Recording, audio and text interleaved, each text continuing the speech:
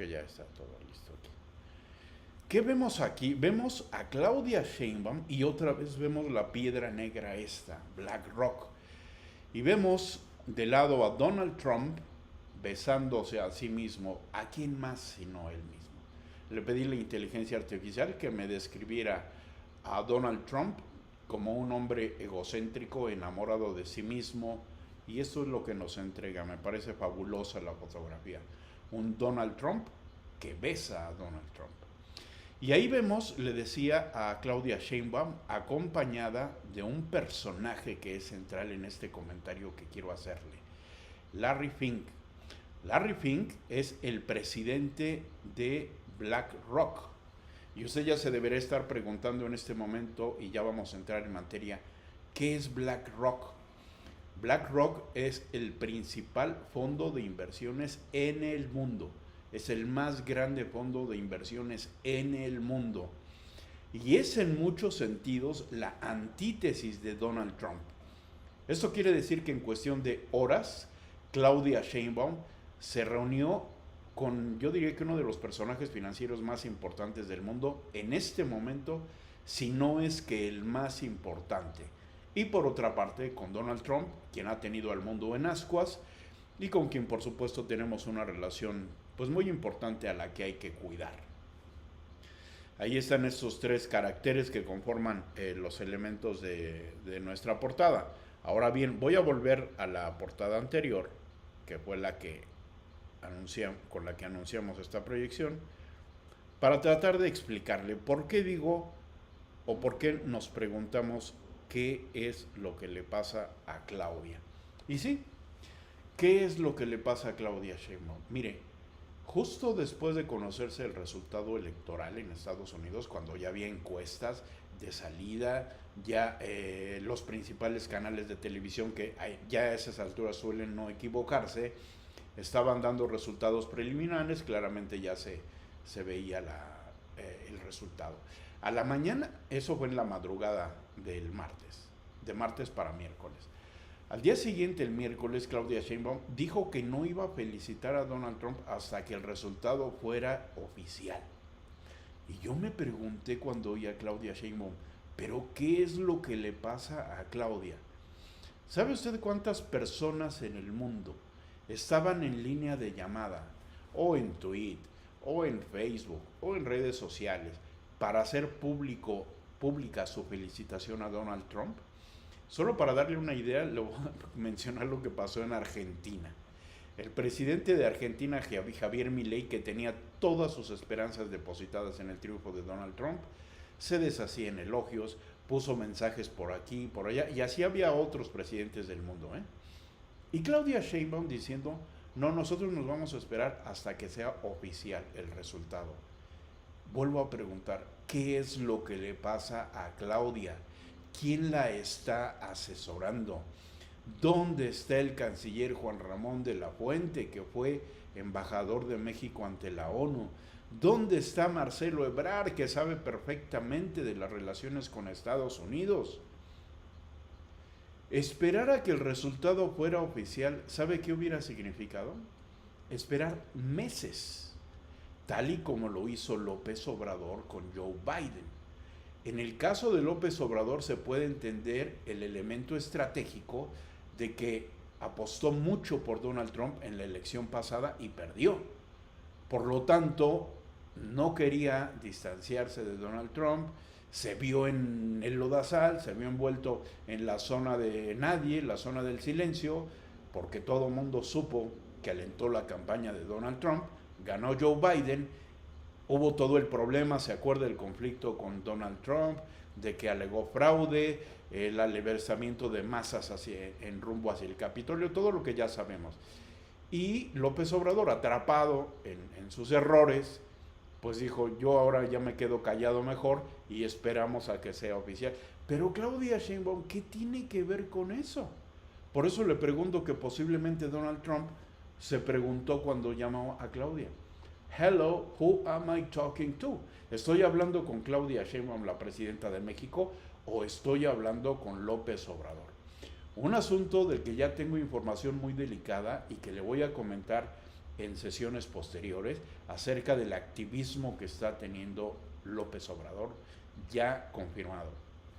Bueno, ¿qué es lo que sucedió? Bueno, se produjo la llamada, sabemos las vaguedades que dijo Claudia Sheinbaum del campamento de Donald Trump, no ha trascendido mucho, pero a ver, vamos a construir aquí un escenario. Si yo le muestro esta foto y le estoy diciendo que ese hombre con el que va Claudia Sheinbaum es el presidente del fondo de inversiones más importantes del mundo, le tengo que decir en qué invierte en México. Por ejemplo, si decimos que es el más importante, a lo mejor usted se pregunta, ¿invierte en energía? ¿No? O bueno, sabemos que el tema alimentario es muy importante. ¿Invierte en la industria alimentaria, en empresas como Nestlé, como Mondelez, ¿no? Invierte invierte sus capitales en cultivos masivos de materias primas, en fin, invierte en energía, ¿no? Esa es una pregunta que hay que hacerse, porque ¿dónde está su fortuna? Bueno, pues la respuesta es sencilla, está en todo, está en todo. Y en México, Larry Fink tuvo una relación tirante primero con López Obrador y luego la relación se fue estrechando de tal manera que Larry Fink es uno de los inversionistas importantes dentro de proyectos estratégicos del gobierno de López Obrador, ¿no? Incluso Argentina, cuando todavía no ganaba Javier Milei, le pidió a López Obrador que mediara con Larry Fink de BlackRock para que pudiera negociar alguna rebaja en la gravísima deuda de Argentina, cosa que aparentemente López Obrador hizo y se hicieron allí algunas gestiones, etc. Pero ¿qué es lo importante de esto? Que Claudia Sheinbaum no tiene la misma relación con Larry Fink, no tiene la misma relación con Estados Unidos, no tiene la misma situación que tuvo López Obrador. Es decir, el escenario es totalmente distinto. Usted sabe y recordará que cada vez que Claudia Sheinbaum se ha reunido, tuvo una reunión hace 2 semanas con un grupo muy importante de empresarios estadounidenses y mexicanos, y al término de la reunión, pues Claudia Sheinbaum dijo que se habían comprometido inversiones muy importantes, ¿no? Alrededor de 20,000 millones de dólares. Después, el propio Marcelo Ebrard ha tenido reuniones y siempre que hay un compromiso relativo de inversiones, dice, bueno, pues se comprometieron 300 millones, 50 millones, como es normal. ¿Cuánto se comprometió Larry Fink a invertir después de reunirse con Claudia Sheinbaum? Nada. Nada. Eso no quiere decir que no va a invertir. Hay que ver qué es lo que dijo Claudia Sheinbaum de esa reunión. Lo que dijo es, muy bien, hablamos de los proyectos de infraestructura, hablamos del Tren Maya, hablamos del sistema interoceánico, muy interesante, del sistema del Istmo, hablamos de eso, hablamos de la fluctuación del peso, la situación del peso dólar. Es decir, ¿usted de qué hablaría si se reúne con un futbolista? Yo supongo que no va a hablar de cómo refríen los frijoles en su casa o qué ingrediente adicional le pone su esposa a la sopa de fideo o qué carro tiene. Pues hablarán de fútbol. Y si se reúne con una cantante, pues seguramente hablará de sus canciones, de cómo compone, etc. Así que no me parece que Claudia Sheinbaum haya descubierto el hilo negro. Pero ¿qué es lo importante? Y hay que siempre poner atención en lo que se dice y en lo que no se dice. Es más, hay que poner a veces más atención en lo que no se dice. Y esta vez Claudia Sheinbaum, por eso le di el antecedente de que después de reunirse con empresarios de cualquier tamaño, lo primero que hacen es anunciar cuánto se comprometieron a invertir, normal. Pero esta vez esa fue la respuesta de Claudia Sheinbaum. ¿Qué hay detrás de esa respuesta? ¿Cómo se relaciona Larry Fink con Donald Trump? ¿Por qué Claudia debe tener las antenas bien paradas, llamarles la atención a sus asesores, dejarse de decir barbaridades? Le voy a decir otra barbaridad que dijo hace 2 días, cuando la Corte iba a discutir la posible revocación de la reforma constitucional del Poder Judicial de la Federación, dijo, ojo, no, si la Corte no tiene nada que ver, es improcedente el amparo. O sea, A lo mejor usted dice, ¿qué tiene que ver? Bueno, pues muy simple. La Corte no iba a discutir ningún amparo, iba a discutir una acción de inconstitucionalidad. Ese tipo de errores en la presidenta de la República hablan muy mal de ella entre los sectores enterados. El común de la gente no los va a detectar y no hay medios de comunicación a veces también capacitados para detectar cosas tan técnicas como la que le menciono del amparo, acción de inconstitucionalidad, etcétera, etcétera. Pero es un mundo de diferencia. Pero los sectores que saben, créame, no les pasa inadvertido lo que sucedió en esa reunión con Larry Fink. Es decir, no se informó absolutamente nada. ¿Por qué es tan importante eso? Porque si México va a aprovechar la tendencia del nearshoring, que es el traslado de empresas de Asia hacia el continente americano, y es de lo que esperamos obtener algún beneficio, se tiene que desarrollar una infraestructura bárbara. Ya hay demanda de energía importantísima, están las instalaciones de infraestructura pendientes, México debe muchísimo dinero, Pemex es un barril sin fondo, dicen ya los expertos, se ha convertido en un agujero negro, en fin, mucho dinero requiere México. ¿Y a quién recurrió? A quien tenía que recurrir, a Larry Fink. Anteriormente recurrió al Fondo Monetario Internacional, que ya dijo, México tiene ahí algún guardadito garantizado, pero eso básicamente fue un mensaje político para evitar una corrida financiera del dólar contra el peso. Eso es otra cosa. Pero vamos a ver, esto es importantísimo lo que le voy a decir. Donald Trump va por un lado en la visión estratégica de Estados Unidos para el mundo, Larry Fink va por otro lado, en su visión no solamente de inversiones, sino en la visión de dónde aconseja a sus clientes que inviertan. Y aquí viene algo delicadísimo. Donald Trump está recuperando el discurso de la política de desarrollo de la energía proveniente de fuentes fósiles, traducido al español, del impulso al petróleo.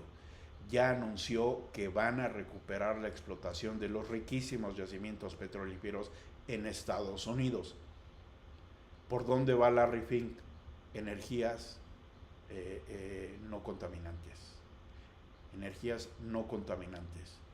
¿Qué es lo que está impulsando Claudia Sheinbaum? No sabemos si lo va a hacer o no, pero en su discurso de toma de posesión en el Congreso, hasta yo diría que le dio un coscorrón a López Obrador, porque ella dijo que había un cambio de paradigma en la tendencia del sector energético, impulsado básicamente hacia energías no contaminantes, es decir, dejando a un lado el petróleo. Incluso anunció la reducción en la extracción de petróleo en México.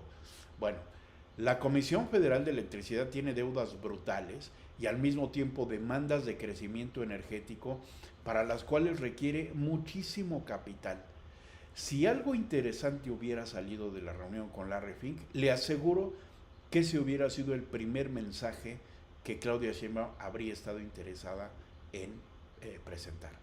¿Qué es lo que yo presumo de esa reunión? Larry Fink, por un lado, sabe que Donald Trump va a ser extremadamente duro con México. 2. Larry Fink sabe que la reforma del Poder Judicial es un berenjenal, es un megaproblema que aquí no ha parado. Sabe también que el problema del crimen organizado, el narcotráfico, la inseguridad, genera muchísimos problemas que Estados Unidos va a querer aprovechar. Y ahí vamos a ver la gran confrontación. Estados Unidos va a querer a México como su lacayo, y parte de hacerlo su lacayo es convertirlo en la gran estación migratoria de Estados Unidos.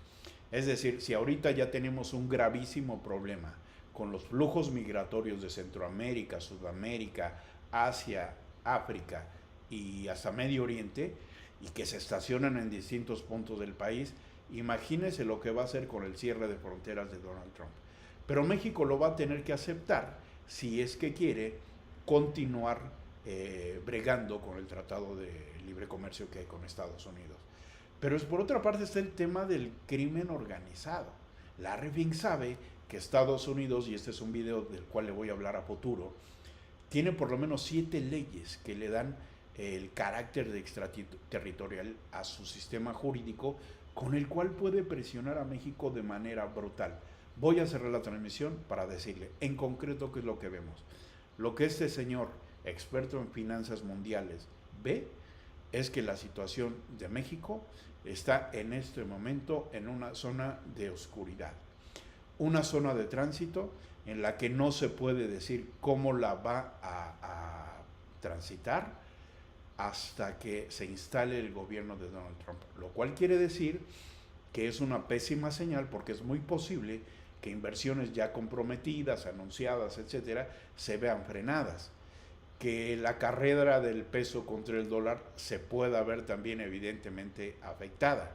Y por eso vuelvo a la pregunta con la que inicié esta transmisión. ¿Qué es lo que le pasa a Claudia Sheinbaum? ¿Por qué ese afán en una reforma judicial, para dejarlo solamente en ese aspecto en este momento, que no otorga ningún beneficio de ninguna naturaleza, excepto quedar bien con López Obrador, excepto cumplirle sus caprichos a López Obrador? El otro capricho de López Obrador que le está cumpliendo, al igual que otros, pero muy importante este, es la desaparición de los órganos constitucionales autónomos, organismos constitucionales autónomos. ¿Qué significa esto? Desaparecer la Comisión Reguladora de Energía, la Comisión Federal de Telecomunicaciones, el Instituto Nacional de Acceso a la Información, golpetear al Instituto Nacional Electoral, adueñarse, apoderarse del Tribunal Electoral Federal Electoral de la Federación, prácticamente desaparecer al Poder Judicial en México. Esto es, dejar al país en un estado de total indefensión jurídica, fuera de autoridades, fuera de un contexto de Estado de Derecho. Y para los inversionistas es fácil leer esto. Lo que quiere decir es que el gobierno va a hacer lo que se le pegue la gana. Si eres un inversionista que está bien con el gobierno, posiblemente te vaya muy bien. Pero si el gobierno comienza a hacer cosas que a ti no te convienen, o ves inestabilidad social o inestabilidad política, no tienes tribunales imparciales a los cuales poder recurrir, salvo el caso de las competencias, las jurisdicciones internacionales, que son a las que se apegan generalmente gente como Larry Fink, BlackRock. Los grandes inversionistas no dependen del sistema jurídico mexicano, dependen de paneles internacionales, dependen de otras instancias. Y bueno, de ahí la idea de hacer esta transmisión en breve para tratar de entender el momento mexicano que nos refleja esta fotografía precisamente. Esta fotografía con la que lo dejo por ahora y espero que nos veamos próximamente en una nueva transmisión. Cuídense mucho.